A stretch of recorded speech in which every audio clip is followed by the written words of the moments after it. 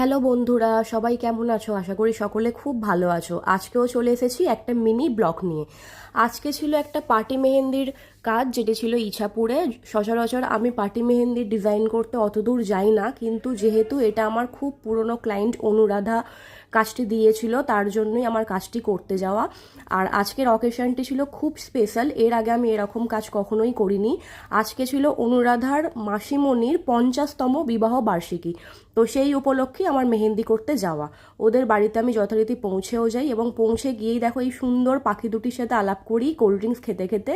তো যাই হোক, তারপর আমি মেহেন্দি করতে বসে যাই।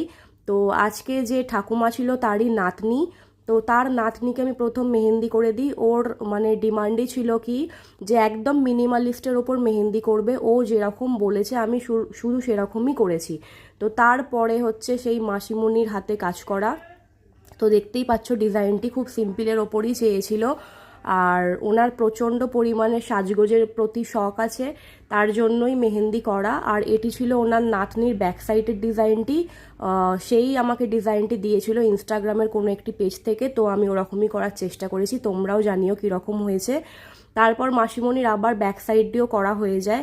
তো যাই হোক, ওনাদের গল্প শুনছিলাম, গল্প শুনতে শুনতে কিন্তু আমার কাজটি শেষ হয়ে যায়। তারপরে দেখো এখানে গরম গরম জিলিপি হচ্ছে। তো সেটি নিয়ে আমি চলে যাই শুভমের মামার বাড়ি, কারণ ওনারা খুব করে যেতে বলেছিলেন। তারপর ওখানে গিয়ে আমরা রাতের খাবারটিও খেয়ে নিই। তারপরে খাবার দাবার খেয়ে খুব মজা করে গল্প করে রাত্রি 10:30 নাগাদ আমরা বাড়ি ফিরি। তো তোমরাও জানিও আজকের এই সিম্পল কাজটি কীরকম হলো। কাজ ভালো লেগে থাকলে অবশ্যই আমাকে যোগাযোগ করো, আমি যে কোনো ধরনের মেহেন্দি করে থাকি। আর তোমরা সবাই খুব ভালো থেকো, এবং লাস্টে আমার কাজের পিকচারগুলো আবার অ্যাটাচ করে দিলাম, সেটাও তোমরা দেখে নিও। টাটা বাই, আজকের মতো।